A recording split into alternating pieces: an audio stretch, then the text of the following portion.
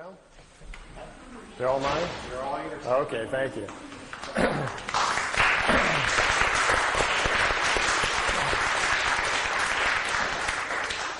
Well, it's nice to be back at Shift with all you fringe people. I kind of enjoy that. I never knew exactly what Shift stood for, so now that I know that it's fringe folks, I feel right at home. I got in, someone asked me a while ago how I got involved in UFOs and what was the interest, and I had to, my mind kind of jumped back real fast. I was standing on the Great Wall of China. So you can do a lot of things and find out a lot of information, and most importantly, you can communicate or send signals directly to creation, the creative source, which is an infinite number of spirit forms just like ourselves, who all have evolved to the point where they know how to create and run universes, and you sometimes will get answers back. What's the importance of this? This enables you to find truth for yourself. The ultimate learning system. If you have questions about yourself or life and you know the proper symbols and can open the doorways, these things are available to you. Well, imagine Billy, after sitting in this seat, at 7 years old, all this comes back to him. All the language comes back to him so they can communicate with him. And then he steps outside of the craft and is sent back home. He's standing in a forest, 7 years old, out in Switzerland. Craft disappears. He goes back home. For the next few years, his education continues. They challenge him to remember things that have happened to him in his past and so forth, all about himself. So he has a very interesting childhood. Now, most of us, when we're 8, 9 years old, we're working on spelling between the lines and figuring out, 4 times 3 and so forth and doing our painting projects. Billy made it through the 3rd grade. And at that point, one part of his mind was still learning math at the local school, and the other part of his mind is being crammed full of all these very high, sophisticated technical things that they want him to learn. As well as he can't sleep because at night the dream state is so serious and all the stuff are flooding into his head that we have a very confused young boy here. So he didn't finish his education. Instead, he quit going to school. His parents weren't paying much attention, so Billy would leave the house in the morning, go out into the forest, be left alone, sit down in the forest by himself at 10 years old, go into his meditative state. The stuff would start flowing in. He got educated in the forest. Billy has not lived a life at all like the rest of us. He's never had a driver's license, never owned a car. He's really never even gone into town. He's been living out in the country his whole lifetime. Then at the age of 16, something very interesting kind of happened. On his 16th birthday, the voice he's used to hearing all the time, he thought would come in to wish him happy birthday, was getting very familiar with it. Instead, the voice changed, and it was another voice came into his head. It was a female voice that said she would take over his education, and now it was time to do some serious work. Let's leave home, the voice said. The voice told him to go to India and start studying, that they would direct him where to go. He was led out to India, to an ashram in Meiruli, India, where for the next 3 years he stayed in those areas and studied their philosophy, the different philosophies of man, went over into Tibet, crossed over there, studied with them, came back. During the 3 years, he had almost 100 contacts with these beings who started showing up in the disk, taking him aboard the crafts and moving him back and forth in time for his own education. When he was 19, he had to finally make the decision whether or not he wanted to go public, whether or not he would work with them to do this or not. Then they says, it's your decision. Now we're going to leave you alone for 11 years to get your life in order. You're a young man. Go get your wife. Go get your children started. Get your family started, and we'll be back. Well, he says, this isn't going to be real easy because I've already seen most of my life inside the craft. He says they have viewing screens that can show you the past or the future. He already knew who his wife was going to be. He already knew he was going to have 3 children. He already knew where he was going to live. He says, this isn't exactly fair. I feel like there's kind of a plan out there. I just have to kind of walk in the right steps. So he says, well, I guess I'll go to Greece where I'm supposed to go, and I'll be meeting my wife in about 14 days on the side of the road. And it happened, just like they told him. He met his Calliope. They were married on December 26th. He was 19, she was 17. They had to sneak across the border because she was underage. He made his way back into Switzerland where he went, and they had their children, and he settled down in the farm area where he was comfortable. At this point, let me show you some of the pictures and things that happened to him. I know some of you have seen many of the pictures before, but I can see on some faces you haven't. We'll go through those rather quickly and show you some because they're always kind of exciting to see some of the pictures. I've got the slide tray going, and I'm on a leash here. Maybe someone could help me start the slide projector. And I think we'll have to slide a little bit this way now, so it'll go by this gentleman. You guys can come to this if you want. All right, well, let's see what happens to us here if we can get an image going here. Do we have any control over lights here? All right, light control. And let's see if we get a nice image here or where we're at.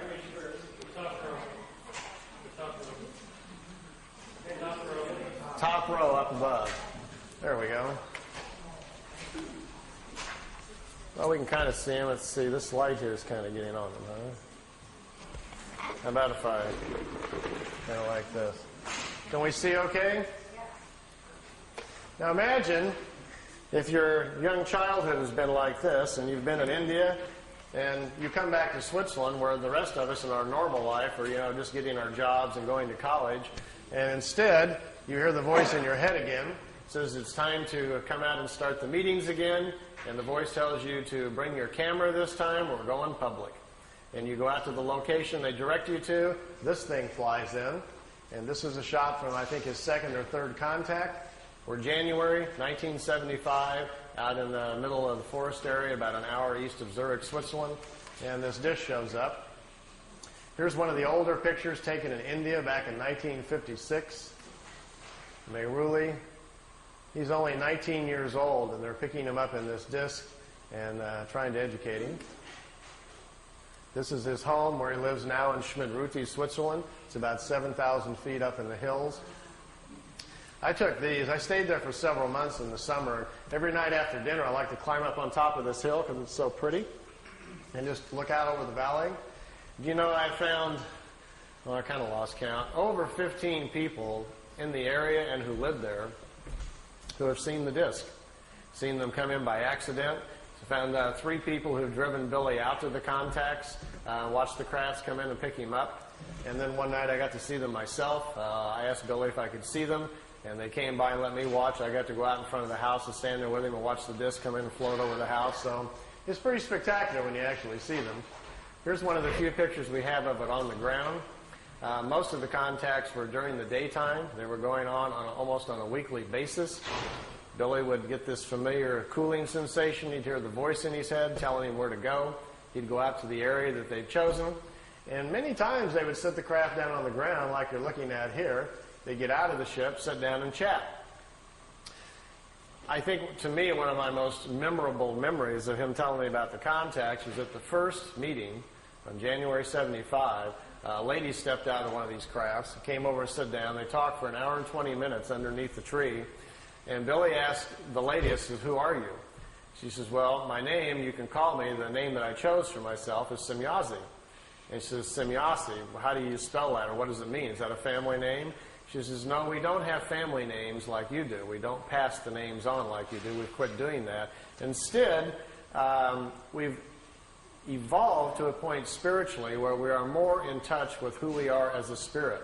We understand our incarnation cycles better. So we choose names which the name identifies the path of discovery we are on and the type of education we're working on during this lifetime.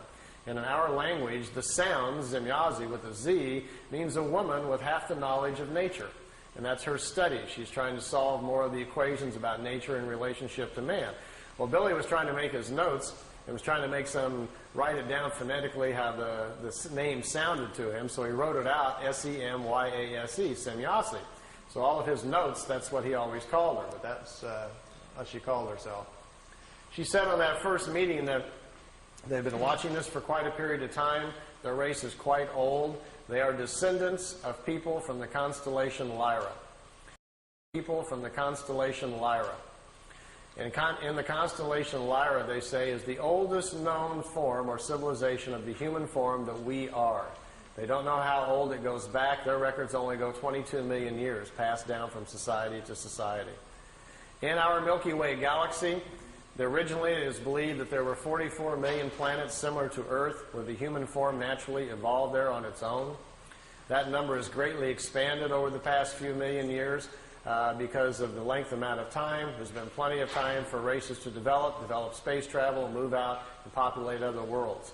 The ancient Lyrians from the constellation Lyra apparently did this a lot, populated thousands of different worlds, and because of their seeds, we have a large human population. They say in our galaxy, the history of Earth goes something like this. The ancient Lyrians came here the first time back about 22 million years ago. None of them stayed here. There was human life developing here naturally at the time. They didn't return again for a long period of time. History really picks up about 386,000 years back. At that point when they returned, 144,207 Lyrians came here to hide out from wars that were going on in the constellation Lyra where they lived. You may have heard that number before. It is presumed to be the number of light workers which will restore the earth back to a spiritual path. Well, it apparently refers to these ancient Lyrians who came here to hide out. When they came here, after they'd been here for a short period of time, it was discovered that they were here. They came from the home planets, found them here, took their ships and their technology and stranded them on Earth, leaving them here so they couldn't return back to Lyra. In doing so, all of them lived their lifetimes out, passed over, and their spirits passed into the other side around Earth. They were stuck here. They say historically that's how the white genetic got to Earth. The original Earth humans were the brown skin race. The Lyrians brought the white skin race here. 2/3 of the white people on planet Earth are of Lyrian or Vegan descent. The other third of the white race they're not sure about. It comes from too many different areas. They can't figure it all out. The Asian genetic on Earth is the oldest in incarnation cycles. It's 5 to 7% older, they say, than the rest of the people here on the planet. From Sirius, we had a black race come approximately 20-some thousand years ago, a very highly developed one, brought that genetic here. We have a blue skin race that lives underground. They don't like sunlight. They have a slight blue tint to their skin. They have a large community under France, and there's a large city still in the Gobi Desert where they live. It's a very old race. It's been on Earth almost for 30,000 years. Every now and then, some of them are seen. They come out of the ground in India. Every now and then, you might even hear strange reports about these peculiar blonde, blue-eyed, blue-skinned people, which really stands out in India. So we have quite a mixture of people on our planet. If you ever wondered how we all wound up here, it's quite obvious we all didn't come out of the same monkey, if you want to follow that line of thinking. So we're moving closer and closer, perhaps, to understanding our heritage. And with some of the tool sets and things that we're learning about going inside and finding out more about our past lives, we're beginning to find out more and more that the Pleiadians are probably correct. We come from a variety of different places around our galaxy, and Earth then finds itself in a very unique situation of diverse people all trying to make it on one little planet. They said normally on a planet, when you go and they find a new planet to look into, there is one race at about the same level of evolution and one color. That is the norm. But on our planet, we've had so much interference. We now have people a very wide range of age, a very wide range of spiritual age on Earth, which makes it difficult to get along. You have a lot of very old spirits who can't get along with the young, and vice versa. Our biggest problem, they say, is overpopulation. Imagine for a moment I handed out to all of you some glasses. Remember those 3D glasses in the 3D movies? Well, imagine that I gave you some that allowed you to see spiritual energy. Suddenly you didn't see physical bodies any longer. You just saw the individual's spirit. And you could also see the creational energy that made up everything around us, including the planet. So I'll pass all those glasses out to you here for a second. And as you put them on, suddenly all you will see is these little glowing images of our spiritual energy. And if, let's say, we backed out into space so we could see the planet, we would notice that around the planet Earth there are several rings. The first ring forms after the planet cools, and the very first forms of low single-cell creatures begin to form on the planet. The first ring forms. These rings are the other sides for the different levels of spiritual life that's on the planet. They continue up to 7 rings for the different life forms. After the animal kingdom, the lower orders, the insects and so forth are formed, the highest order of life, which is us, comes into existence. We are the 7th ring around the planet at the top. And they explain this to Billy because something pretty interesting is going on. Normally, in that other side, there's a balance of people on the other side. If we are in balance and living our lives correctly, there are 2/3 more people on the other side there is in physical body. That's because at our age of evolution, the average turnaround time on the other side is 152 years. And if people are living 70 to 75 years, then they spend twice as much time on the other side in between lifetimes before they cycle back in and come back into physical life. Our problem right now, we have overpopulated the planet so badly that there are too many young spirits on the other side. See, what happens is, let's say there's 5 billion people here on Earth, which there is right now, over that, and tomorrow about 50 million women become pregnant. open up this window of opportunity for new spirits to come in. Well, with our glasses on, we can clearly look at the other side and see there's hardly any spirits on the other side. There isn't 50 million spirits to come in. They're already in body because of overpopulation. Now watch what's going to happen. As you watch the other side, you will see little dots start appearing, little glimmers. Those are brand new spirits being pulled into the other side. They're coming out of creation. Creation will sense that there are new spirits needed to continue nature's natural cycles. There's nobody on the other side. Creation flows new spirits into the other side so the cycles may continue. But what's our problem? These are brand new spirits who haven't had any lifetimes yet. And when they come into life, there is no accumulated wisdom to provide their intellect and aptitude, so they will have a normal life like the rest of us. So consequently, we have people coming in who cannot even manage the bodies they're in. They're very short on intellect and aptitude because they have no experience yet. So we probably will label them either sick, ill, we'll send them off to the hospital thinking they're insane or crazy or whatever. They'll have a very difficult time of it, probably die at a very young age. They see this as our biggest problem because we do not understand spiritually what our existence is about and how we really work with nature. So we're ignoring that. We seem very bent on pushing ourselves or worshiping with religions and belief structures which take us away from the basics of nature. So they see it as our major problem. And they said, quote, "We see you as an insane society rushing headlong to your own destruction that could only be averted by a change in mass consciousness." That was on Billy's first contact in '75. Judging by the evening news the last year or so, they were probably pretty correct. I'll dash through some of these pictures so you can see them. Here Billy's got them parking the disc by trees. He was constantly being asked if he could put it by known object, get pictures so they could test them out. So he had them parked by, trees, fence posts, over lakes, anything that he could. Here he had the craft overhead and he was recording the sound of the ship so that they could check out the sound to see if there was something about it they could figure out. Didn't turn out to be so. It's a terrible sound anyway. Notice this craft is slightly different, has these unusual edges on it.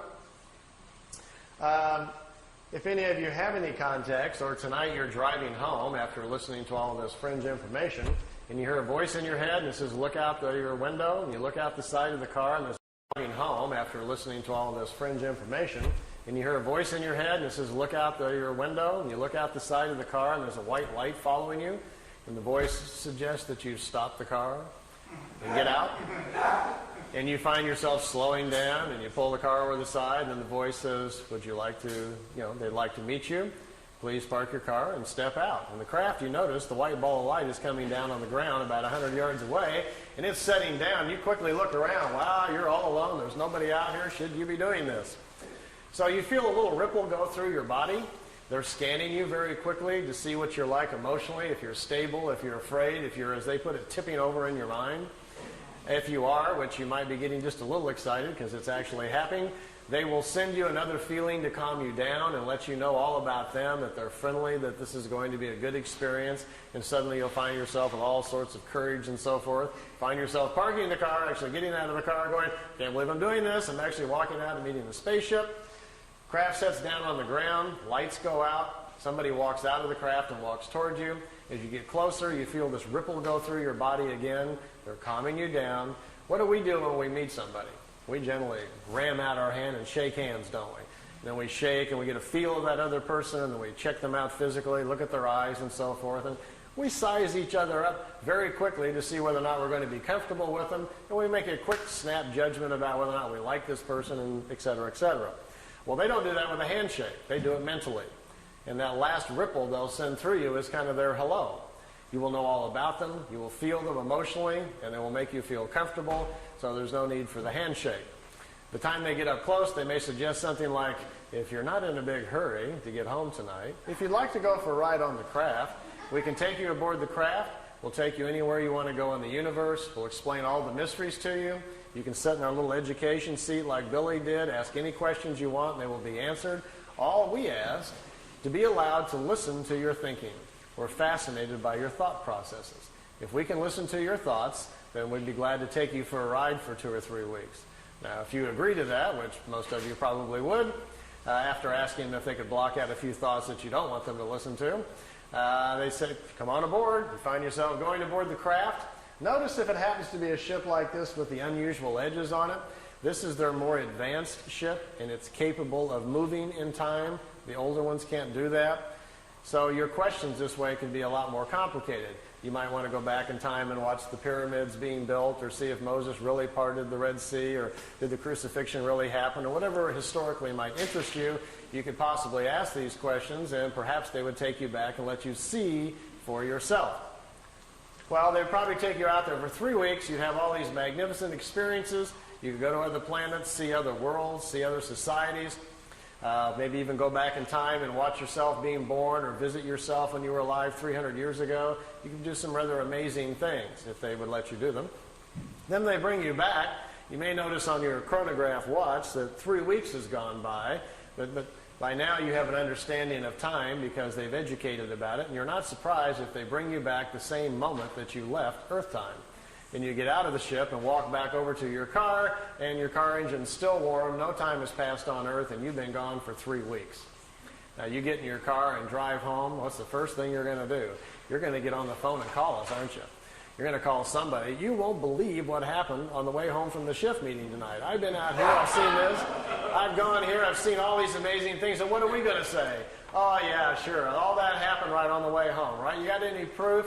You haven't been gone, 20 minutes, so we're not going to believe a word that you say.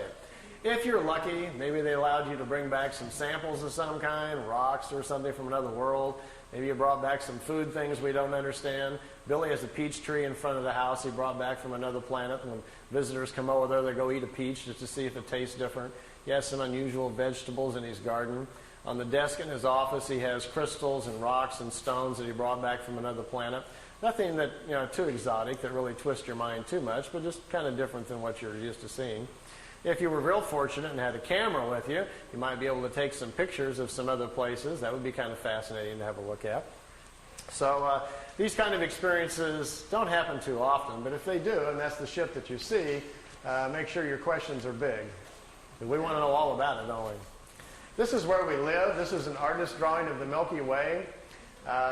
If you flew in a craft up above the galaxy, notice out here there's a little yellow box on the bottom left there. That's where we live. That's where Earth is. By the way, the Pleiadians are only 400 light years away, which means if we got in our Honda and set the speed to 1 light year speed, if we were traveling at the speed of light, it would take theoretically 400 light years for us to get to the Pleiades. But the Pleiades are just right there in the neighborhood. It's 53,000 light years to the center of our galaxy. So we're going to have a very fast ship to get anywhere. Even to get to the Pleiades, who's got 400 years, to get there? If we have time and you're interested, the theory of the crafts, how they work, how they dematerialize them, and how the power system works. If we have a chance later, if that's somebody you want to know, I can draw that out for you and show a little bit about how they're designed, if that's something you're interested in. This is what our galaxy looks like from the side. It's a spiral galaxy, similar to most other galaxies. It's a very normal one. Here's some more of Billy's pictures of 2 regular-sized ships. And notice the 2 on the top are slightly smaller. These are remote vehicles. They're in our upper atmosphere, hundreds of them all the time. When you talk to people that claim that they're having visions or ideas, or they think they're psychically connecting with the Pleiadians or the Arcturians or something like that, in most cases, it's with these little remote discs. They pick people, 20, 30,000 of them at a time, and they broadcast visions and ideas to people. They're generally never from Orion or Arcturus or Sirius or whatever like that. They find out that people are far more interested in listening if they think they're making a connection with a far-off ET than they are with a metal disc that happens to be a mile over their head. So understanding our mental capacities, these little remote discs fly around the planet quite oftenly, sending out their ideas and visions you pick up in sleep and listening to your thought patterns. They're intrigued with our thinking, they say, because they've discovered that the average person on Earth can live 75 years and spiritually only grow 6 or 7 months. They look at us as a spiritually dormant planet, that our lack of understanding about nature and how things really go make us more of a study than anything else. We are so misled, they say, by all of our belief structures and things that exist on our world. The time we survive through, our kindergarten grades, our schooling, and our early years with our parents who mislead us, not on purpose, but they do because it's how they were taught. By the time we get to be 10 years old, there's so much stuff in our head that we can hardly get life straight. Well, you all know how that works. You can't wait to get out of the house and go out, and what happens? By the time you're 30, you run off and go to an S meeting or something to figure out what's wrong with you. Then you maybe go to a psychiatrist, or you come to a fringe meeting like this, searching for answers. We're all trying to figure it out, aren't we? And usually about the time you get to about 40 or so, you kind of getting a handle on everything and figuring life out. By the time you're 50, you got it nailed, but then, you're going downhill, and gee, you wish you'd have known all this when you were 18. So our problem is we just need to live a lot longer, don't we? If you did have a craft at your disposal and they picked you up, you might want to go visit some of the other planets. Here, Billy took a picture out the window. Right here is the top of a disc right in front of him, and there's another one up here. There was 3 craft. They took him to Venus, let him take a few pictures. They took him up to Mars, let him see that. They took him up to Jupiter, let him see the red spot, and brought him back. It took 2 hours and 35 minutes for the trip. Here's another picture out the window. This is a blow-up. When the pictures were being taken back, and most of these were shot in 75 and 76, by the way. The pictures, the agencies, the CIA, and most of the intelligence community were very fascinated by this when it was going on. This is actually a computer blow-up. It's a process picture. It's been digitized back in the 70s by a CIA office in Zurich, Switzerland. They were trying to understand the propulsion systems or learn something about them from these things. And this was one of the pictures they chose. Billy really didn't get that close to the ship. It's just been enlarged and filled in. But it makes a very dramatic-looking picture. For those of you who might be slightly scientifically oriented, let me give you a crash course. See this bar right here? This is a very important factor in what makes this ship work. This craft basically doesn't produce what we would call anti-gravity.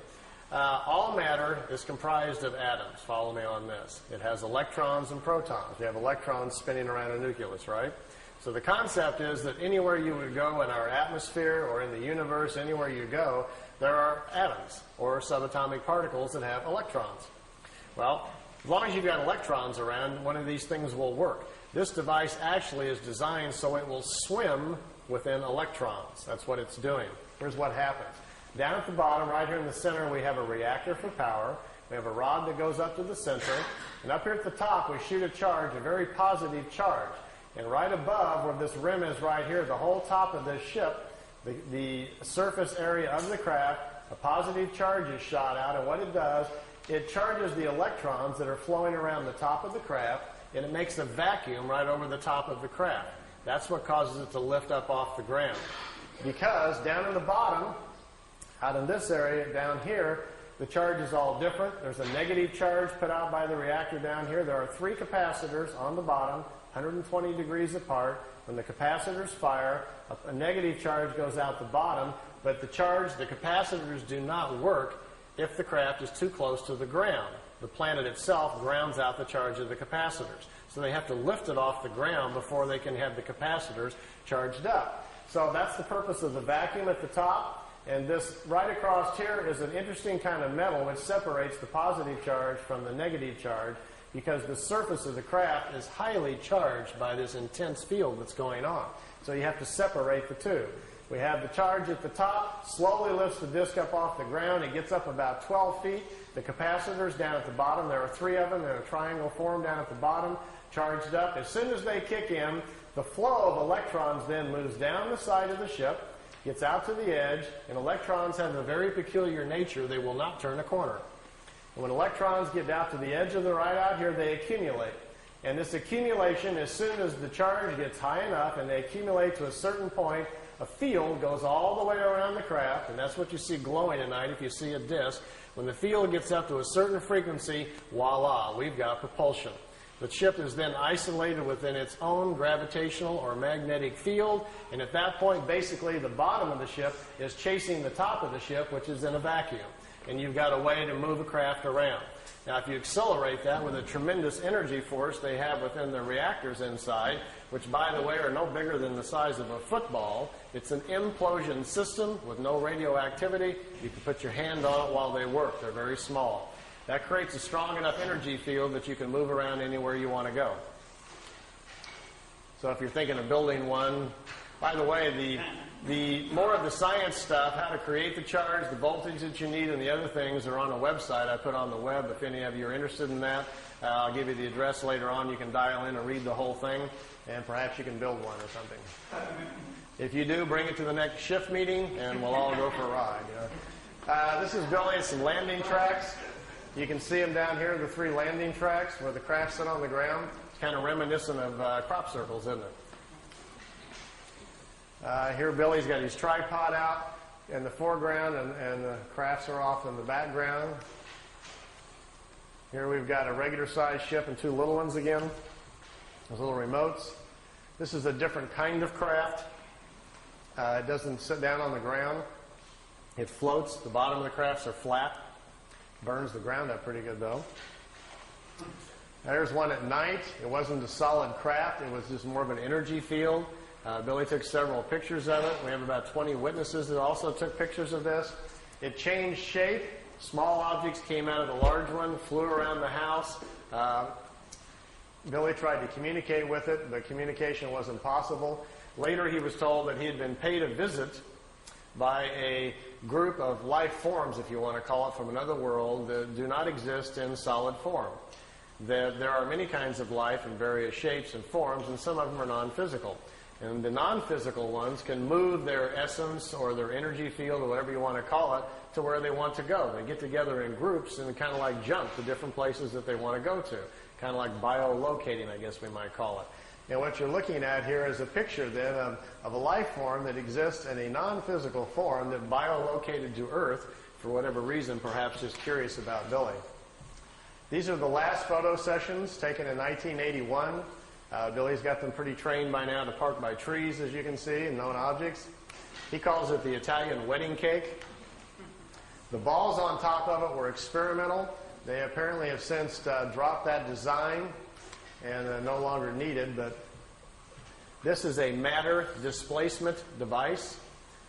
They first acquired the knowledge to transmit, or you might say teleport, their crafts on their very large crafts first, and then they're downscaling the technology here to the little ones. There's also a movie film of this coming in and zipping around the tree that he shot at the same time. And here we are coming in around behind the house. How would you like this to come floating through your back window? You look out and here's coming down in front of the house. That's where Billy lives in Schmidruti. Like they say in Men in Black, some swamp gas reflected off of Venus, and you got to. Well, as you can see, this is why this case has been about the most controversial in UFO history, because with these kinds of things to look at and talk about, it gets everybody pretty charged up. And here they are leaving at night, taking off from the house. The film imbalance causes it to look gold. The craft is actually silver. Here you can see the bottom of it, what looks like some sort of crystalline objects down at the bottom with some sort of etchings all around the circumference. Okay, we'll stop right there. Okay, we can have the lights back on now. Everybody kind of watch your eyes.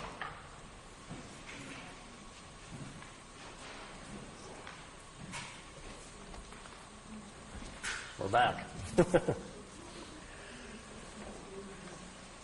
Meier's contacts went on till 78, ended in October 78. The time I got there, they were pretty much all over. But I didn't go there really to see the ships. My own personal interest really was what we might be able to learn from these folks. You know, it's not going to be that far, probably in the too distant future, maybe sometime within the next 50 years, they are going to land on the White House lawn, or somebody's going to. And we're going to have open commerce with life forms from other places. We are going to meet the family man in the universe sometime. It's going to happen sometime in the future, probably when, after we've gone through some changes and grown up a little bit and got more responsible as a planet, somebody will probably decide, okay, it's time perhaps to make connection with us. These Pleiadians, anyway, say they're not quite ready to do that and think we're really several hundred years away from that before they are interested in any kind of open commerce. And I asked Billy, I said, do that and think we're really several hundred years away from that before they are interested in any kind of open commerce. And I asked Billy, I says, why is that? He says, well, evolution comes into play here. They're a lot older than we are. They're still physical. They still have children like we do. They still have to eat, but not very much. They only sleep perhaps an hour or two out of each 24-day cycle. They don't eat prepared meals any longer. They've extended their lifespan now up to about 1,000 years. So they're living in a much different kind of society, as well as the main difference, he says, is their mental. He says talking to them is like interrupting a monk in the middle of meditation or something. And then you find out the monk has an IQ of 1,000. You don't even know what to say to this person. They're tremendously intellectual. They know what you're thinking before you even hardly get your thoughts together. They are tremendously insightful about our emotions. And they look at us almost, not unkindly so, but almost more like in a lab experiment. Like we might look at, some ants or a horse or something. There's a vast difference between us intellectually and mostly morally. He says they've evolved to a point on their world where they live a lot different than we do.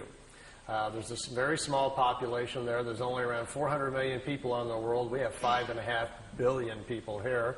If you've traveled around the world very much at all, this is a pretty crowded place. The planet itself looks like there's nobody on it when you fly up in the air a little bit. But then you go to our cities and we're all just standing on top of each other, aren't we? You'd think we would spread out a little bit and share the space, but of course that's not good for zoning laws or making money, so I guess we won't do that for a period of time. They have no major cities on their planet because, for one, they don't have economics like we do. They don't have government quite like we do either. They have more of kind of a wisdom system where they find the smartest people in certain areas and put them in charge of certain things. What a concept. Perhaps if we did that. Yeah. Remember 2 or 3 weeks ago when they were trying to get us to go bomb Iraq again and there were all the signboards were out in front of the White House? Somebody was holding up a sign which really summed it all up for me. It said, "Smart bombs, stupid leaders." And I said, that is the sign of our times right now. They're on the media trying to convince us to go over there and bomb a bunch of people and kill them again, And most of these people that are going to die, we're not at war with these people. They're scrapping for a living over there trying to feed their children. So that's where we are at as a country. We have smart bombs but stupid leaders. So we obviously have to make a few changes here. On their planet, for instance, if you have a Department of Agriculture, we would all get together and find our 10 smartest people about agriculture, and we would put them over here in a building, call it Smart Guys About Agriculture, and we would ask them questions. Well, we don't do that. Instead, we hire smart lawyers from South Carolina who just allocate funds for this and then take it back for that and stick it over here. Our whole government's based on shuffling money around, not about anybody knowing what they're doing up there. So if we would actually change our system to something like this, we may be on the beginning inroads to fixing some of our problems here. If you go to their world, it's seemingly very, very quiet. There's no cars. It's very peaceful. Billy says the people, for the most part, it looks like either they're asleep or they're all in a trance. He says they're very, very mental. They communicate very openly, like in an open consciousness, like an open phone line. And he says there's something going on he didn't understand quite at first. He says because we're not doing any of this. Imagine that all of us had become mentally so powerful that not only could we listen to each other's thoughts, but we got to the point where we could really honestly tune in with nature and understand it. You could really communicate with a leaf, and you could literally talk to a rabbit as it was walking by you. We were really tuned in with the world we were living in. And then it fell upon us, as the elders of the planet, to do something about a deteriorating environment. And all of us got together, and we knew the answer. We knew if we took part of our mental force and projected it into the atmosphere, we could not only clean it up, but we could put an energy into the atmosphere which would help all the creatures in nature. Everybody would live longer. We wouldn't get sick any longer. Our metabolism would change, and we could control the quality of our physical life. We understood this. So we all sat down one day and said, let's do it. We took hands. We charged our minds up. We got into a higher self as high as we could, and we charged the atmosphere up, and it changed all the life on the planet. People quit getting sick. People quit being emotionally unhappy. It stabilized the planet. The food started changing so that when you ate a small pear or a peach, you no longer got hungry. You didn't need to sleep as much because there's available energy to everyone. Everyone could tune into it to become educated. There was no need for schools. All we had to do was teach our children to sit down and tap into this consciousness, and all of the knowledge of the elders would be available to them. This is how they're living on their world. And they protect this mental environment. They don't let people from other worlds come and interrupt it and upset it. If you and I were to show up there with our cameras and our tape recorders, wanting to, have them stand in front of a tree so we could take their picture, they may accommodate us. But Billy said even when he was there, he continually felt like he had to be quiet, like he was in a church or something, like he knew he was upsetting something going on. He says they don't like a lot of visitors because normally the visitors aren't tuned into what they're doing mentally. And it's looked upon like a virus or a sickness in the atmosphere when lower life forms come to visit. I told Billy, I says, but I thought they'd ask you on a couple of times if you'd like to come back and live there. He says, yeah, you can do that. And I says, well, how would they do that? You being a much younger life form, or even me or somebody else, if we went to live there. I mean, they would let us do that? And he says, well, it's possible. They brought some people there. He says, they might put you in an out-of-the-way area. But he says, they have a way of redoing your thinking. They can fix your brain right up. I said, how do they do that? And he says, oh, it's a thing that happens, and he talks, his English isn't very good. He says, before you're born, when you're inside your mother, he says, between the 8th and the 15th week is when your spirit sends the information to the mother about who's coming in from the other side. And there's a signal, a pulse signal that comes into mom's DNA that says, such and such is coming in, so we need to create a brain network that's strong enough to contain all the accumulated wisdom that's coming in. Now, once the brain is formed with mom's DNA and this new signal that comes in, he says, as the body begins to form, after about the 4th month, he says, when there is commitment, when the spirit is ready to come in and it looks like we've got to go here, we're going to have a full pregnancy, he says, then something happens in the acids in the brain. He says, there's a copy of all of your accumulated wisdom from all of the lifetimes goes into the brain and the acids in the brain. And that's what kickstarts, so to speak, your consciousness, creates your thoughts. That's why one child is so different than another when they come in. You got one that's screaming, wild, yelling, throwing fits. The other one's very quiet and smiling, just wants to watch television. This is what sets up your personality and your character traits when you come in. It's that initial download of your personality as you're flowing forward from lifetime to lifetime. It's your operating system that's coming into play. He says if you were to go to a Pleiadian world, they can transplant the acids in your brain and change you overnight. He says you even get choices, almost like designer choices. What would you like to be like?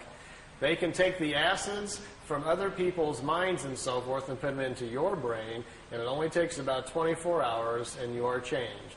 You are, for the most part, it's high-speed injected learning. But he says the trade-off is you're no longer exactly you, because who we are as a personality and as a character is a large reflection of what we know, how we think, and how we act. And all that's going to change very, very quickly overnight. So you would have to be willing to put up with that. You're going to go through some dramatic shifts in personality, as well as your intellect is going to dash forward very quickly. So usually what they do is they kind of like pick out the style that you need. If you're a scientific person, lean that way. If you're a more nature person, whatever it is you might be leaning towards, they can give you these kind of injections, so to speak, slowly over a period of a few weeks and very gently change you into a different person. You get up to their speed mentally. And the nice part, he says, as soon as you pass over and finish that lifetime, it carries forward. That wisdom forward. That wisdom carries forward into your spiritual self. They'll teach you how to do it. Then your next lifetime, it sticks. So you've, in effect, kind of taken a shortcut in the evolutionary cycles and skipped a few lifetimes down the road. So there are potential shortcuts. It is quite possible to do that. I think what I'll do here, I've got some movie film, too, of the crafts flying around, and then I want to do a little drawing and go over some of the mind and spirit things we've learned from them about how levels of consciousness and thinking and so forth. I didn't get to do any of these things the last time I was here, so I thought that might be kind of entertaining tonight. But before we get to that part, any questions you'd like to ask about ships, Pleiadians, landings, anything else? Anybody got a question about anything you want? I'm open to the ideas. Hi. Hi. What kind of contact have you heard is still happening, say, in the last year and a half or so? And are you still in contact very much with them? Well, I was at like 86 or 90. All these pictures were taken 75 through 78. The last photo session you saw, that last ship was in 81. After that, he has had a few sporadic contacts, but not much of anything. In 80, when I was over there, Billy told me they weren't coming by anymore. He was not having any more contacts. He would have what he called social calls, where every now and then he would feel them in his head, or they'd talk to him in his head. You might see the disc over the house for a few seconds. They would just kind of check in on him. But the organized, ongoing contacts for his education and our benefit were all over. They weren't going to do that any longer. They'd stopped doing that part. While I was there, I did get to see ships a couple of times. In the last 2 or 3 years, the people that live there at the house with Billy say that he's had a couple of more contacts, and they've been written down in notes. I've read them. Frankly, I don't believe them. I don't think they're written by Billy, for one thing. I think people around the house who have more of a vested interest financially are trying to proliferate the contacts. Billy, no one's met Billy. You wouldn't know if he wrote it or he had not. No one would know unless you understood him and his personality and what he's really like. A sad situation has kind of fallen in over in Switzerland. We have a group of 24 people who own the rights to Billy now. They have since 1984. It's an organization called the FIGU. I was a member for 3 years. The FIGU is in charge of all of the information. Billy doesn't read the mail or do anything anymore. He's just not that healthy. They have got into a situation where they have discovered they can make money by selling the information. And now it's $10,000 for a franchise fee if you want to start a FIGU study group, and $680 a year for members to pay dues to mail over to Switzerland. And when they found out they could get into that and money started coming in, things have shifted.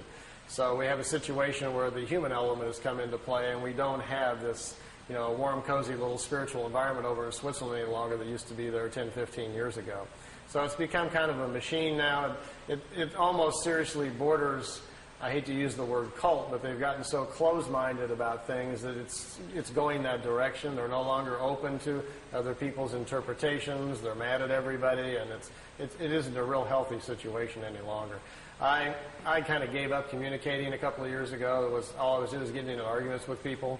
Either they're mad that I don't come over anymore, or they're mad I wrote a book, or they're mad I'm doing this or that. And it's not why I went there to begin with. I was just a traveler on the road, stopping for my own personal experience and education, much like you go to the pyramids or the Great Wall. You go to benefit yourself and to learn and keep moving on. And they were mad at me for stopping in and moving on. I resigned from the group in 1990. I wasn't mad at anybody. I just didn't want to be part of this group attitude any longer. I started getting nasty phone calls just because I would talk to other people, or they didn't want me doing this or that. And I says, this is getting really out of hand. I says, I'm not a follower type, quite plainly. I'm a road traveler. I'm a troubadour, if nothing else, or a vagabond. So you got the wrong guy to try to control and put the screws on. So then they sent me like a 5-page contract to sign that I wouldn't talk to anybody and only do what they told me and blah, blah, blah. And I just kind of chuckled and laughed. That's this last-ditch effort of a desperate group. So I made a nice videotape, sit down in the living room, thanked him very much for the experience, but resigned from the group, and thanked Billy for the experience, and I haven't been back over there since.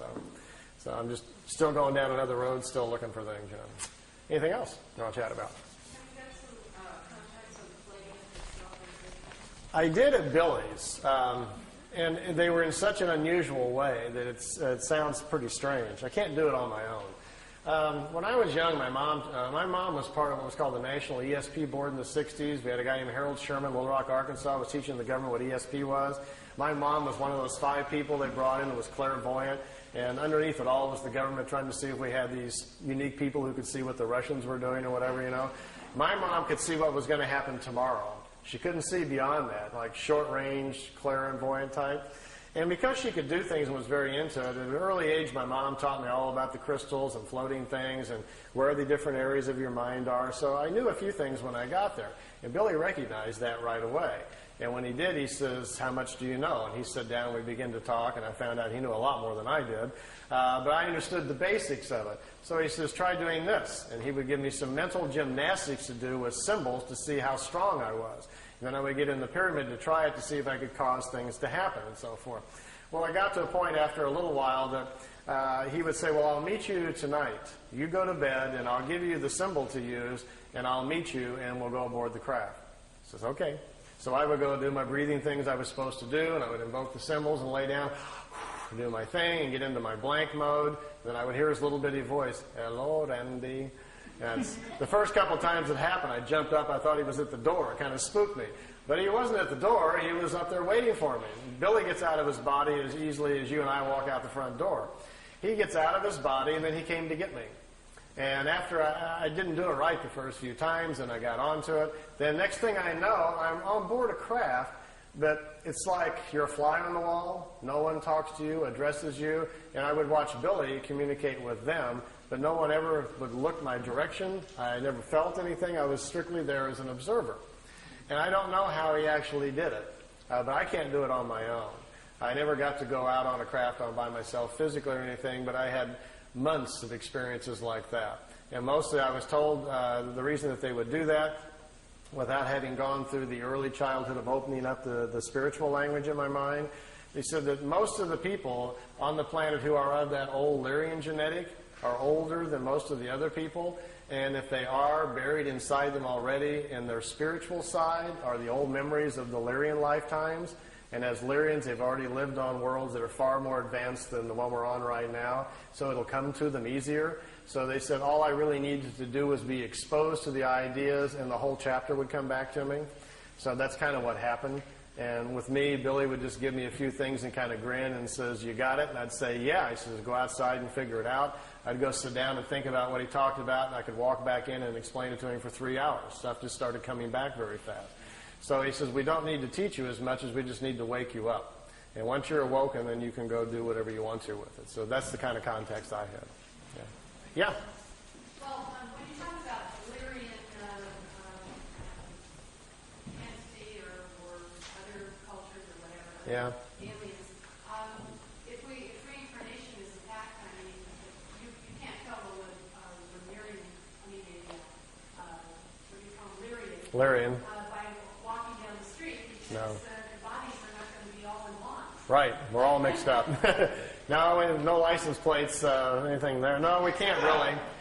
For the most part, the ancient Lyrians, when they first came here, stood out quite a bit. They were 7 to 9 meters tall. They came from different worlds with different atmospheric pressure, so they'd be easily spotted. He says, this is what they came from different worlds with different atmospheric pressure, so they'd be easily spotted. He says this is what went later on to much of the Greek myth and the folklore about the giants.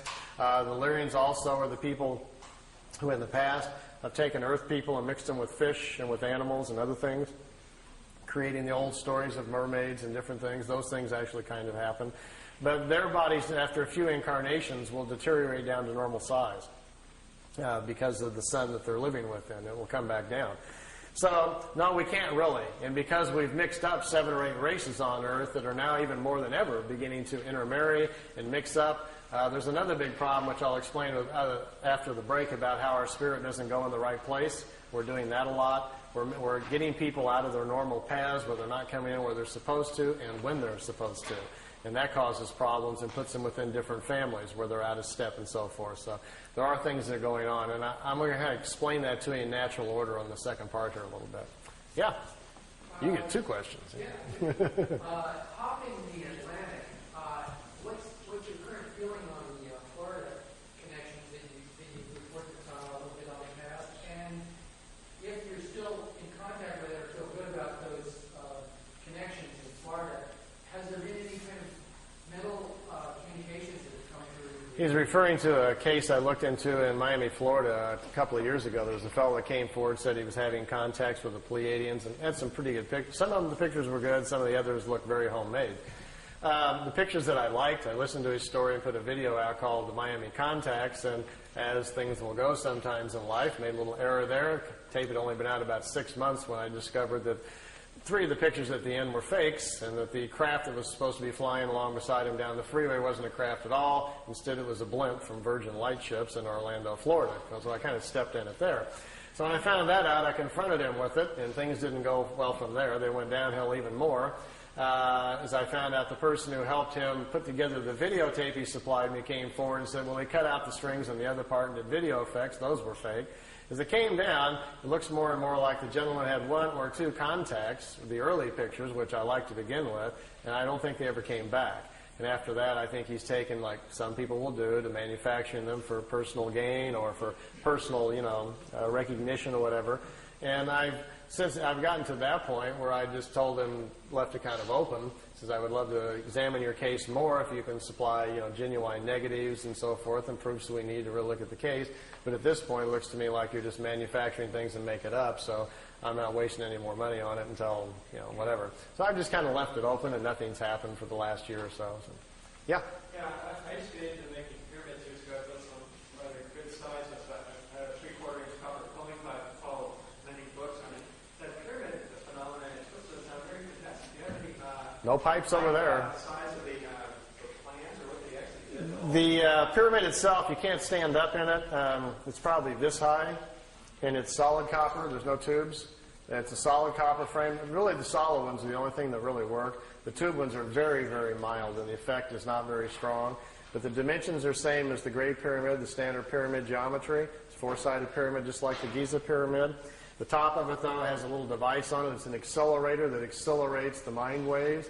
So when you meditate stronger and deeper, quicker. So you're out of time within seconds. You don't know where you're at. And you're not allowed in it unless you have the buddy system. Somebody has to watch you go in, and the timer's put on, and they watch you. I wasn't that good, but a couple of the people there at the center float when they get in. After about 10 minutes, their bodies get to such a high state, they start twisting, and they're just turning around in the air. And they have to be on a timer to bring them back down. And they watch their bodies so they don't fall on their head and things like that. So some of them are quite astute at it, much like the people in the East are at it. The accelerator is no longer there. It was taken from Billy. The Pleiadians took it back. They made it for him and provided it. They took the accelerator back, so it's no longer on the pyramid. But this pyramid's solid copper. It's all the walls, and it's like a little entrance. Yeah, you go underneath. It's copper, right? Yeah. Yeah, you go under, you crawl underneath, and you come up inside of the pyramid and sit down on your little pad and get into position so your head's 2/3 of the way up, the critical spot there where the waves come in.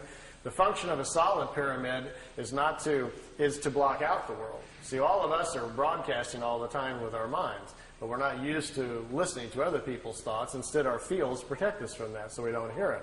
So my point is that we are living amongst everybody else's broadcast, and plus all the stuff that's in the air all the time, from radios and TV and everything else that's in the air. But you're just not consciously aware that your mind has to defend itself from all these field energies, as well as properties that are moving in the universe. The function of a solid copper pyramid, once you get in, and the reason it's copper, that's the best defense against other kinds of field energies. So you're isolated more, and that's what you're after. By becoming more isolated, your mind then no longer has to defend or protect itself, so to speak, from outside influences, and they can better do its own work. That's the concept.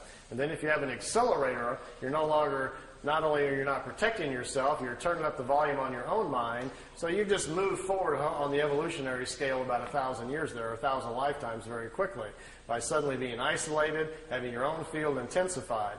So there's a whole process Billy puts the people in the group through to learn clarity of thought, power of observation, to see things clearly. He doesn't let anybody in the pyramid who emotionally is out of balance, is prone to fears, anxieties. You have to learn to control all that before you're even allowed in it. So it's a whole system of mind and thought, which I'll go over with you a little bit on the next section. And once that's obtained, then you're allowed to use the pyramid, and then who knows where you're going to go from there or something. Yeah. No, I never floated around. I'm not that good. But yeah, over here.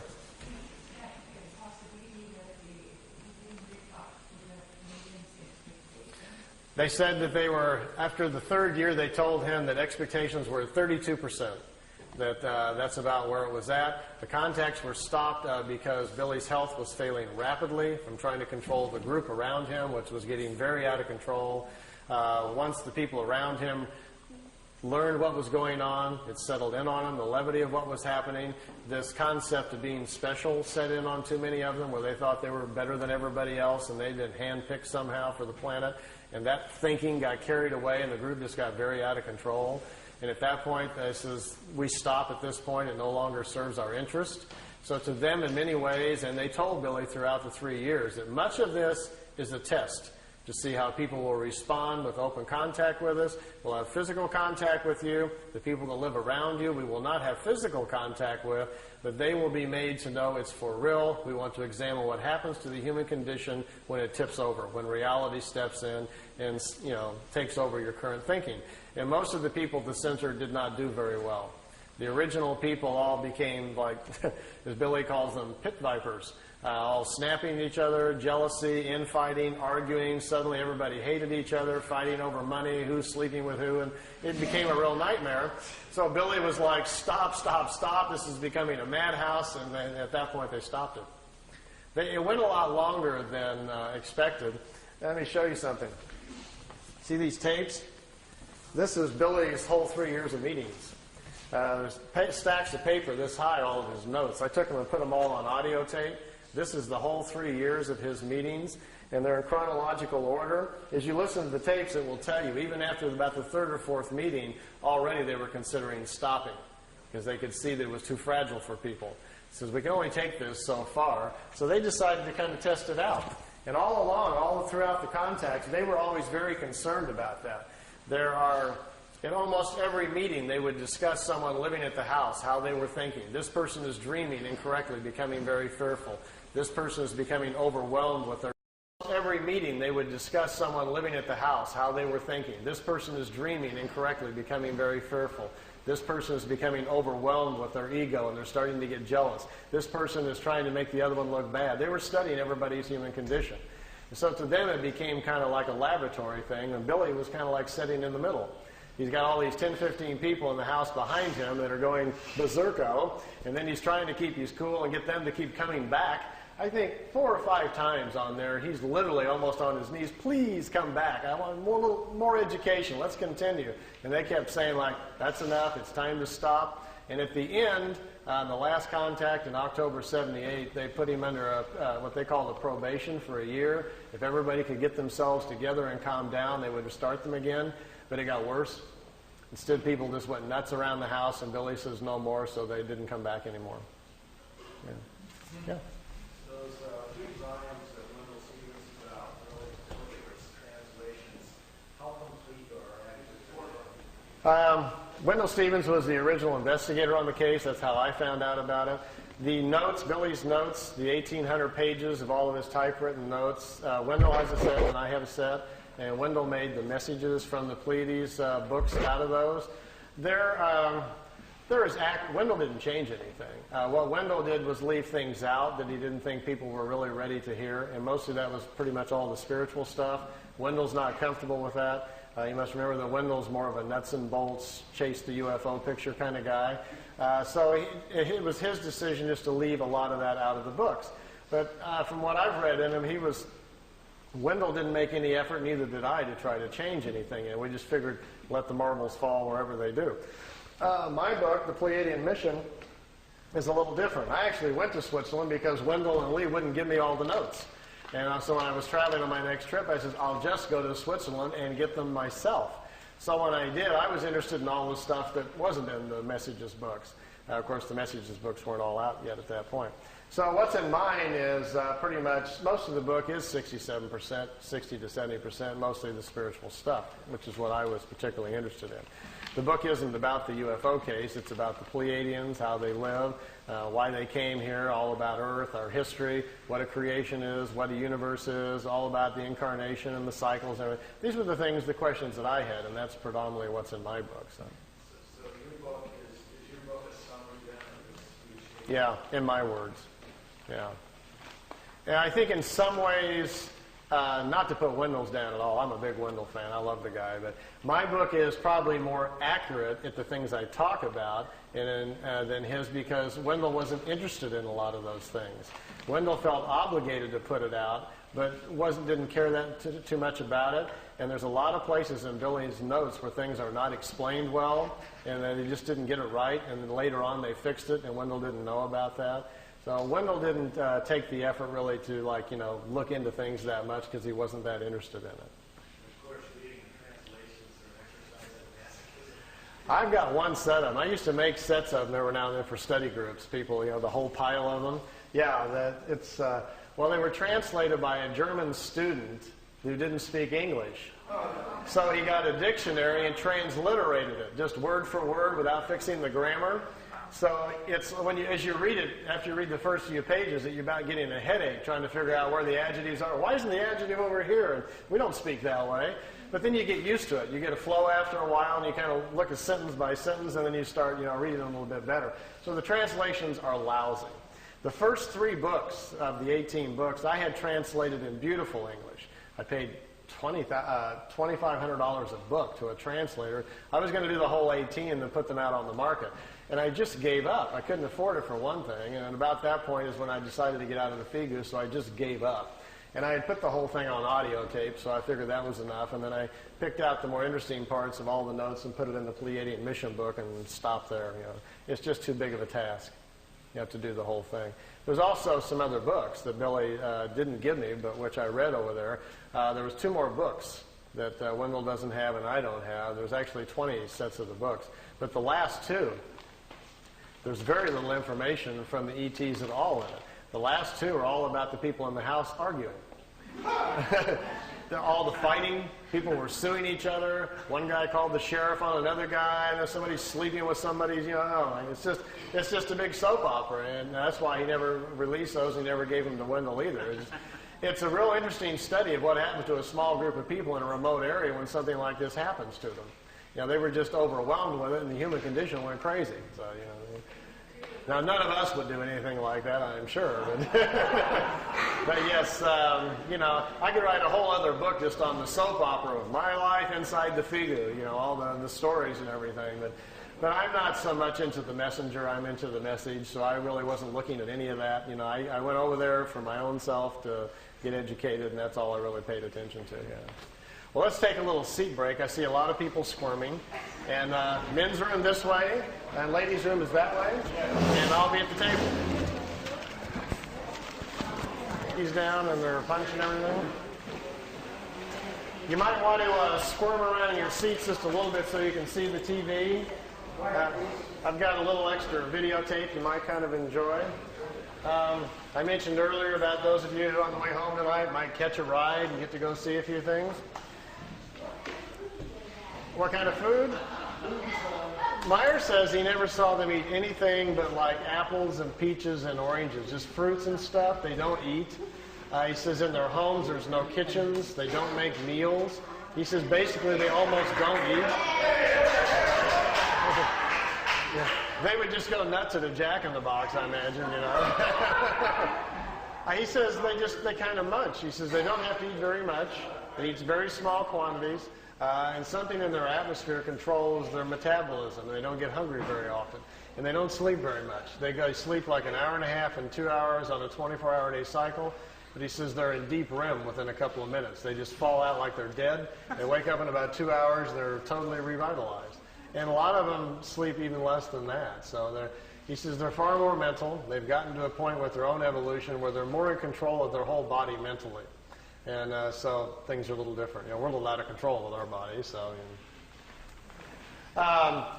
what I've got on the tape, I've been up here a couple of times before, and usually I try to bring some new things for every time when I come around. I've got several tapes laying around the house that I've gotten in various places. What's on this tape? And I wasn't going to show the tape of the other planets and the mothership of Jupiter and the dinosaurs and things, but I had 4 or 5 people ask me at the table, so I think it's on this tape. So we'll start it up and see if it's in the right spot. So I should tell you a little bit about what it is. So I know it's a fringe group, but I don't want anybody falling off their chairs there. So.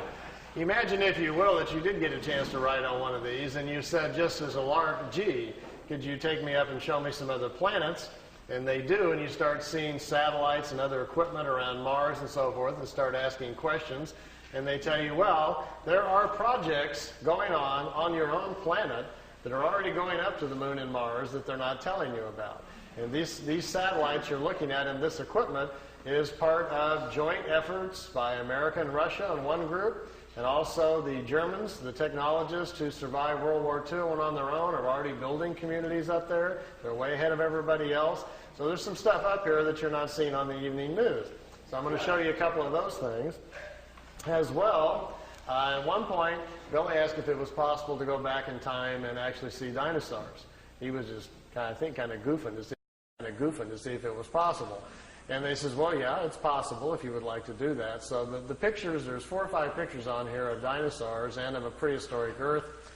Like I tell everybody, I can't tell you if they're real or not. They're just interesting to kind of look at. He says he went back in time to a prehistoric planet, that he actually got out of the ship and saw prehistoric creatures. He got back in the ship with his camera and took some pictures of them. So those should be on here too if I've got the tape anywhere close to the right place. And then I brought with me, which I haven't shown in quite a while, just for you to see. It's a few minutes of the crafts flying in and zipping around a little bit. There's several different segments, and we can look a little bit at that. And then I want to go over some of the mind and spirit things. Last time I was up here, we talked about doing like a workshop on the weekends for people that were interested in more of the spiritual stuff. And we're thinking about doing one this Saturday, but that's not working out. So I'm going to go over a little bit tonight about what we do at the workshops, and I'll give you a taste of what we'll do. And then for those of you that are interested, we'll get together with Charles, and we'll come back up this summer sometime when we can get it organized. And then we'll do it on a weekend. We can do it 1 day or 2 day. If we do all of it, it takes me 2 days just to get through everything, if there's enough of you that are serious about doing it. I have my own copper pyramid that Billy made for me that we use in groups, and I'll teach you some meditations, and I'll teach you some of the mind things, different areas of your mind, how to use the symbols and find them. So it's kind of fun stuff if you're interested in following that kind of path, as well as we'll go over some things about the universe and how our cycles, our incarnation, how the rings are formed, and we'll have some fun with that and try some things. So we'll do a little bit of that tonight. I'll go over it just a little bit. So let me see where I'm at on this tape and see if I'm anywhere close to where I want to be.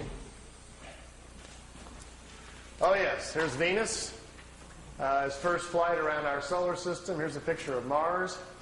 By the way, this is not a professional tape. As you can see, these pictures are in a picture album, and I've just got my camcorder out, and Wendell and I are flipping through the pictures. So this is not a produced tape for you to look at, so it'll probably never be on the market, but at least you get a chance to see some of these pictures. This is Mars just from a different direction with the sun very bright on it. Now, here is Mars, but here's one of these satellites. It's in orbit around Mars, made on Earth, unannounced, and is in orbit. This is the spring of 1976, and this device is in orbit around Mars. I don't know exactly who made it or who put it up there. Here's another one. This is Mars again, and here's the light panels, solar panels, and the satellite equipment in orbit around Mars again. This is a different one. This is a dust storm on Mars. Billy wanted to get close and try to take pictures of artifacts. You've all heard about some of the Sidonoplasma on Mars, about the face on Mars that Richard Hoagland and other people have been looking into. Billy published a paper back in the 70s talking about that. There was a race of people lived on Mars. They had a terrible catastrophe about 186,000 years back. At the time, there was about 40 million people killed on Mars, and they're all gone now, of course. So there were societies there, and we will find quite a few remains of their civilization once we get up there. Here he's on board one of their large motherships. This is the side or the edge of a saucer that was parked inside as he was walking by it. Here's Jupiter. Here's the mothership in orbit. They're flying into it to go aboard. It was 17 miles high and about 10 miles in diameter. He spent 3 days on it. They went to different places in our galaxy to show him around. This was the craft that was right in front of them as they were flying into it. He took a picture of that one. Here, again, is back at Mars. These aren't in any particular order. Here's another object in orbit around Mars. And look, here's an American flag on it. So there's a couple of things that they've put up there that the military's put up that we don't know about. This is a picture of Billy in a suit. He's on a prehistoric planet to see the dinosaurs. He's got a breathing apparatus on. This is a Pleiadian man. And they've stepped outside of the ship so he can see the animal life on this prehistoric world.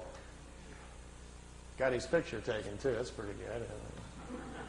This jumps back here to, remember the Apollo-Soyuz hookup, us and the Russians back in 76? Billy asked him if he could go up and watch it. They said, okay. They took him up. There's several pictures here of the Apollo-Soyuz hooking up with Earth in the background.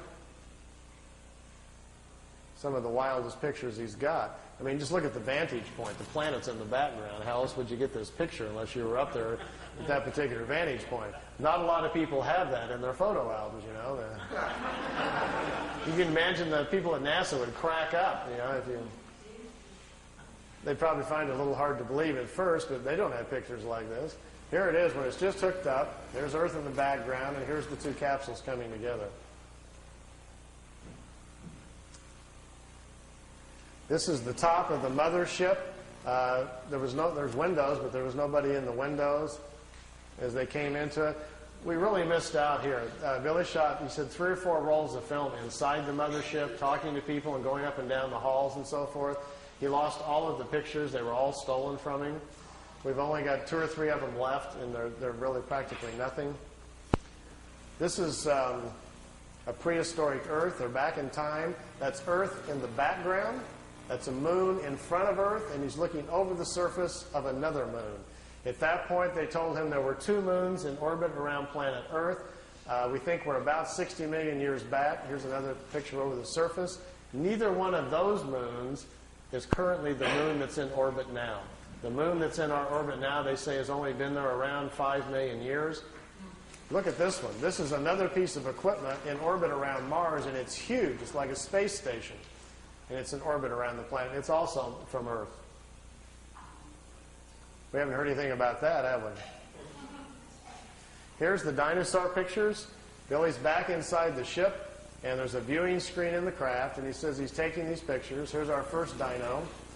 He's got kind of gold-brown skin, got large hind legs, short forelegs, and a head that looks kind of amphibian,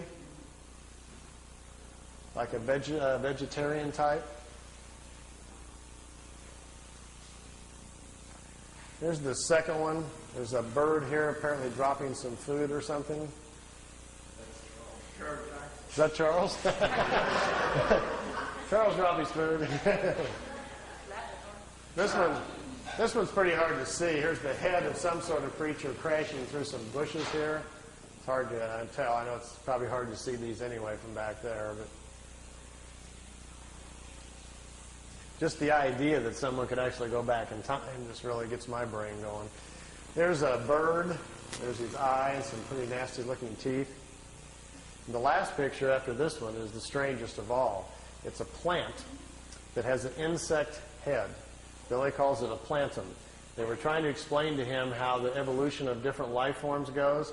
How, for instance, here's a plant life when the plants are the food kingdom of the world. When the plants evolve to a certain level of evolution, then these lower order forms, here's a small head, and this head is part of that plant. There's these 2 little eyes. It's an insect, the beginning of insect life on the planet when the food kingdom has evolved high enough. There are 7 different stages, they say, of spiritual energies or creational energies on a planet that create the many different kinds of life forms. There's a transition from one kind to the next. Ours is the 7th or the last one. We have to wait until the animal kingdom has raised the evolution of the body material. We have to wait until the animal kingdom has raised the evolution of the body material high enough so our cycles can start. Okay. Oh, I didn't know these were on here. These are some of the Miami pictures. Some of the ones that I didn't put on the tape because I'll kind of go through them here. Here's the kid in Miami. His name is Manny Escondon is his real name. He's taking notes. Here these discs came in. His girlfriend took the pictures. These are flat-bottom discs. They're made on Earth. They're called Vril discs, V-R-I-L. They're manufactured down in Brazil. They also have a factory down in New Schwabenland in Antarctica. There's another picture. There's a news copter came in. Look at the first 3 discs. When they see the copter, they start to turn invisible or put their shields up. And the first 3 crafts, they go out in a series, are just becoming invisible when he snapped the picture. It was taken with a Polaroid at a 30th of a second, so it caught it right in the mid of going out there. These discs were designed by German technology in the late 40s. The first ones we know of that were tested out were probably around 47 or 48. They're called Vril levitation devices. As you can see, they actually fly quite well. Notice the nice V formation. Being typical earthbound Air Force pilots, they're still flying in formation.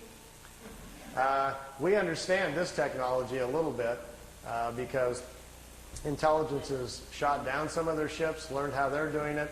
And when you hear rumors about how the Americans are building flying discs, what we're doing is playing catch-up to the German technology that's been around since the 40s. Their technology has accelerated tremendously. They make 2 different types of levitation devices. That's what we're doing out at Area 51. We manufacture the devices in San Diego. They're put together by General Electric. We test them at Area 51. Here's the German disc parked down on the ground at a facility down in Brazil. Here's 4 guys standing next to it down there. There's a whole row of them. He couldn't count how many were down there. He had his Polaroid with him and grabbed a few short shots there. Over here's 2 guys here on a craft coming in. You can see the two guys standing here. And down here at the bottom, which I know isn't clear, is one of these old bell-shaped crafts. Many of you are probably not familiar, but there was a fellow named George Adamski back in 1962 who claimed to be having contacts with people from Venus. This was the craft he was taking pictures of. George's contacts were real, but he wasn't having contacts with anybody from Venus. The blonde-haired ladies that were inside the craft were actually from Brazil. That's where the crafts were flying out of. They've been making them down there since about 1947. They find it very convenient if they make contact or land somewhere to tell people they're extraterrestrials, and we're very open to it. If they tell them, hi, we're part of a German intelligence group from Brazil, people would freak out. I got my camcorder and I've got my micro lens on here, getting as close as I can to this picture. It's a very, very small Polaroid picture that's about that big, and it got wet in the rain. He left it in the windowsill, so I've ironed it and put it on paper so we didn't lose it. And I'm copying it with my macro. Here's the whole picture. Over here is one of the old bell-shaped discs. There's one in the air. Notice the platforms they're sitting on. There's a guy standing here. There's a guy over here just coming out of this disc. I'm trying to get real close to the bottom of it here so we can see what they're like. This is an area, if you look on a map, I've got a little videotape over there if you're interested in learning more about this information, called Space Cities. I've narrowed it down to about within a 200-mile range where this facility is at and what they're doing down there. Here's the guy standing there. The discs sit down on the platforms. Remember earlier I was telling you about how the condensers charge out the bottom? They have to charge the field up. If you get too close to the Earth, the charge dissipates because it's grounded. These metal platforms, they sit them down on the platforms, then they can keep the ship charged up. And if they need to take back off right away, they can. They don't have to wait for the ship to charge back up. The platforms charge them up for them, so they can lift right back off. If they would set it down without the platform on the tripod legs, they got to go through the process again of charging the capacitors up, which takes 3 to 4 minutes. So if they're in a hurry to get away, they're in big trouble. These old bell-shaped discs actually have 3 Mercedes-Benz truck engines in them, driving the magnetic field. This was their first design that they made. This was the first ones that the Germans built. These craft here were under consideration, and they were working on them in the end of World War II. When you hear about Hitler's secret weapon at the World War II, if you go back and look at the newspapers, that's what he was talking about. They were in hopes they would get these things up and working, and they would still have a chance then to win the war. Fortunately for all of us, they did not, or we'd all be speaking German today. Interesting side effect, too, once they finally did get them up and working, they made lousy war weapons because the field around them prevents you from dropping bombs or anything out of them. It ignites the bombs.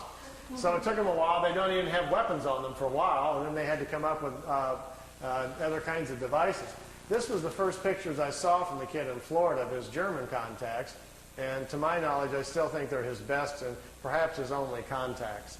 I think he probably had a couple of contacts from these people. They came, they took him for a ride, it looks like on 1 or 2 occasions, and then perhaps they never came back. So we found this situation on several people around the planet, so it's not an uncommon situation. This is from ET technology, but it was before 487. It wasn't ET, nothing to do with ET. It wasn't. No, just good old German intelligence figured it out. I can tell you where they got it. It's kind of a long story, but basically it came from German people who had traveled to India to study the concept of the Vril, the energy of the universe, and they were trying to figure out how to levitate their own bodies to move in time. And they came back and they explained it to people what they were doing in India, how they were trying to travel in time. And some German engineers tried to build a machine to travel in time, but when they turned the thing on and lifted up off the floor instead, they didn't time travel, but it floated. And they stumbled onto the idea of how to make what's called a Vril levitation device. We think they did that probably the first time and sometime probably around 25 or 27. And then the concept laid around in private circles for a while and then became a potential thing during the war and then really didn't happen until after the war. These are Billy's pictures, some of his early movie footage. We got a car going down the highway over here, and the trees blowing in the foreground here, and here's the disc. They're trying to show him, just allowing him to take some movie film of the craft. This is a few minutes long, so if you want to ask any other questions, feel free while it's running here. I'll just kind of let it run. You can see they float. The field around the craft that supports it The ship is kind of in its own self-contained environment, so it floats on the gravitational wave, much like a boat on water. And when they blink out, what is the technology there? They really don't go anywhere. They figured out how to make them invisible to our eyesight by controlling the frequency of the field around the disk. It's just a trick. They set the field up to a certain frequency. It bends reflected light. We can't see it. You and I don't see direct light. We see reflected light. Sun bounces off of me, goes to your eyeball, and you see me. This is a demo right here, I think, where it blinks out. If I put a very strong magnet, for instance, between you and I, right here to interfere, you keep turning it up, eventually the magnet will attract the photons that make the light and bend them, and they'll go the other direction, and you couldn't see me, but they can see me over there. But you wouldn't be able to. So that's the basic theory we think they're doing. They've just figured out how to cloak themselves by bending light and causing our eyes not to see it, because they don't go anywhere. They were clear to Billy that the craft is still there. If you're inside the ship, you can still look outside and see everybody else, but they can't see you. And yet we can see optics beyond them on the outside. And yet we can see optics beyond them on the outside. Yeah. Yeah, there it blinked out, and it'll come back on in a second. Blinks There in. was a Japanese documentary which showed this thing blinking out, and then it showed frame by frame, it showed a green light emanation just before it blinked out. Well, this is from that documentary. Oh, I see. That's where it came from, yeah. Billy shot 9 sections of movie film and gave them to Junichi Yaoi in Japan, and they put together a called Beam Ship, the movie footage. Originally it was called, a film came out in Japan called Contact, and then the Contact bombed at the box office. Nobody showed up to watch it. And they previewed it in Kansas City about 1982 or something like that, and people booed the movie. They didn't believe it at all, so they took it off. And so then it came out on videotape like 7, 8 years later, and all this footage was on it. You know. Nobody was too interested in looking at it. See how the craft just kind of floats? Let me move on down because there's several on here. And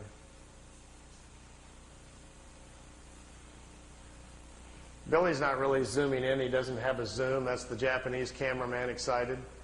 What you're looking at is Billy was in his living room showing this footage on his own movie projector, and the Japanese came over with their video camera in the living room sitting next to him, and they're taping off of his screen.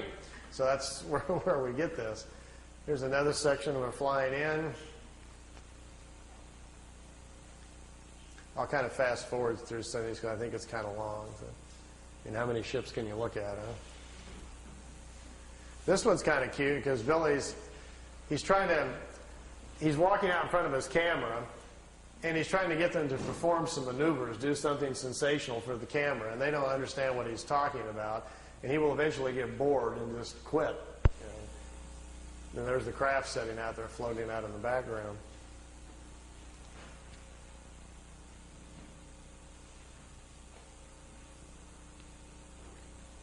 But the best ones are still to come. Let me move on down the road here a little bit.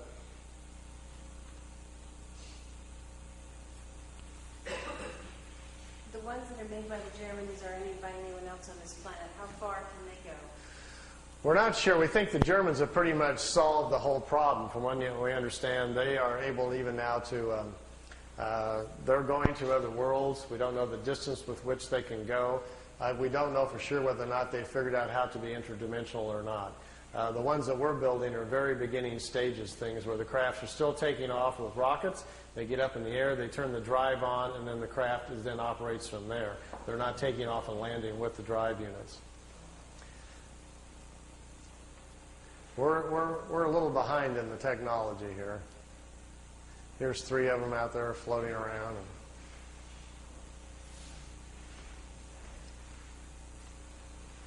Is anyone else in league with the Germans? How with the Japanese? You know, that's the curious thing. I think at certain levels of security, obviously, on this planet, everybody knows what everybody's doing.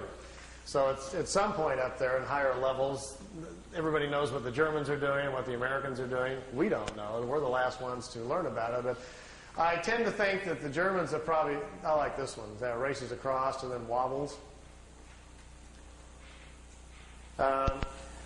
There is some cohesion, if that's the word, between America, England, and Germany, but I'm not sure exactly what it is.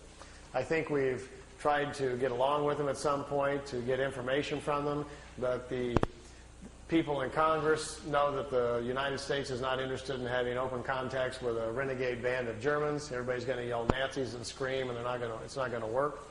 Are we dealing with the Nazis? Apparently not. After the war, they were very fragmented, separated, and went their different ways. The group that's building these discs apparently are the ones in Brazil, and the other factories over in Tibet apparently have gone off planet, met ETs, and become very spiritual oriented on their own quest and don't hang out with the others any longer.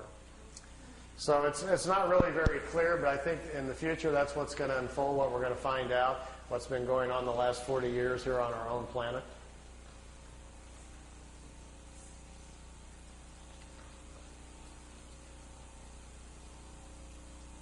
Notice when they go to the right or left, they have to tip it up, and then it kind of staggers to the right, staggers to the left, like an old Star Trek episode or something. That's because out the bottom, we're pretty sure the fuel comes out the bottom and has to push the craft, so it kind of slides to the left in an awkward manner. They're not really designed for slow speeds or idling. So they can go really fast against the... They're not very good at slow speeds. But this thing about traveling beyond light speed to convert it into like spiritual thought energy? Lights, please. One more thought on that, and then we'll kind of get off the engineering here. You obviously can't go that fast. We already know there's something called the mass speed correlation theory, where we cannot accelerate any matter beyond a certain point and it implodes upon itself. That we already know. So even if I had a ship here today, we all got aboard for the price of admission tonight, we're going for a ride. We went out and got in the ship and got inside of it and punched the button to say, go to, where do you want to go? Let's go to the Pleiadians and say hi to the folks. Well, we couldn't fly there in the ship. It would take, even if we went the speed of light, and we'd be going 400 years to get there, so we don't have that much time. So they have obviously come up with some methods to move the craft much faster. I've had a couple of talks with independent engineers that are designing things, for JPL and NASA and what their theories about it, just to see if they were thinking along the same lines at all. I says, how are you ever going to accelerate anything that fast? He says, well, you're not. What you're going to have to do is make it interdimensional. You're going to have to change it from a physical form to a non-physical form so it can move at the speed of subatomic particles. And when we do that, we're not sure what's going to happen. That's kind of what they're doing. They dematerialize the craft. It's converted into a non-material state that contains its own map or programming. And then when it's in a non-material state, it's no longer in reality, in the three-dimensional world. And once it's not there, it steps out into what scientists generally call hyperspace, which is another reality where material matter doesn't exist. And there, time is different. A single second in the timeless is equal to millions of years in reality. So you can benefit from that, like stepping into the fast lane. And then, if you have correctly included your mapping and parameters within your non-material state on where to go, you can zip up and down the universe then in hyperspace in a non-material form, going wherever you want, and the clock is standing still. They said the idea of folding space isn't real. It's a clever thought, but that's not really how you do it. Space is not being bent or folded. You're just changing your own essence to do this. So then you go to where you want to go, and the real trick is to be able to put yourself back together and stay within the same time frame. Because here's the clue. Once the craft is in a non-material state in this hyperspace, if the particles that you are now existing in slow down, you come back in time. You'll re-enter in the past. If you accelerate the particles relative to the speed at which they started with, you move forward in time. And think about this. If a single second is equal to millions of years in reality, it would take very little of a change for you to slip off millions of years. Get lost real good. They said that the universe is literally full of beginning time travelers learning these concepts. That these secrets are very closely guarded because to understand them also begins to unlock the matrix of the universe and gives you access to knowledges which is very, very dangerous. So they don't teach anybody this stuff. They say they guard it very closely. It's too dangerous. They being the ETs. Yeah. It's not healthy to learn, and they say until people earn their own responsibility with it. Okay, I got a little drawing board here.